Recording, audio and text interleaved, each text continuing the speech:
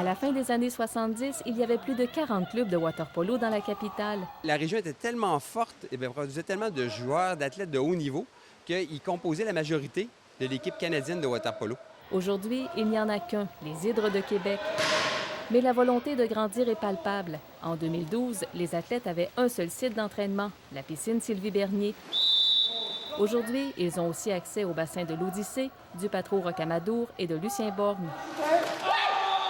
Depuis cette année, comme on a 4 sites de pratique, on est capable de faire des matchs à l'intérieur de la région. D'ici 4 ans, l'objectif est de pratiquer le sport dans 12 piscines à Québec et d'augmenter le nombre de joueurs. Actuellement, ils sont 110.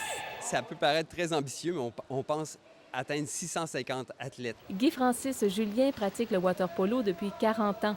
Il croit au retour en force de son sport à Québec. Oui, on est des persévérants dans ce sport, mais c'est un sport qui est considéré comme l'un des sports le plus difficiles au monde. C'est l'élite qu'on veut développer. Là, on veut avoir une pyramide saine avec beaucoup de jeunes. Ultimement, le projet des Hydres de Québec est de développer un programme sport-études. Dans le passé, le club a vu naître des champions. 4 membres ont déjà participé aux Jeux olympiques.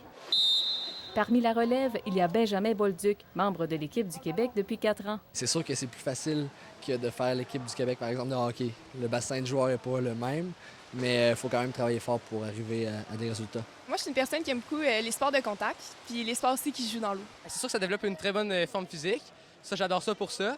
Mais il y a aussi l'esprit d'équipe que j'adore. C'est vraiment le fun. Les jeunes auront justement l'occasion de démontrer leur talent du 8 au 11 mai prochain à Québec. Ce sera le championnat canadien 18 ans et moins. Ici Mireille Roberge, Radio-Canada, Québec.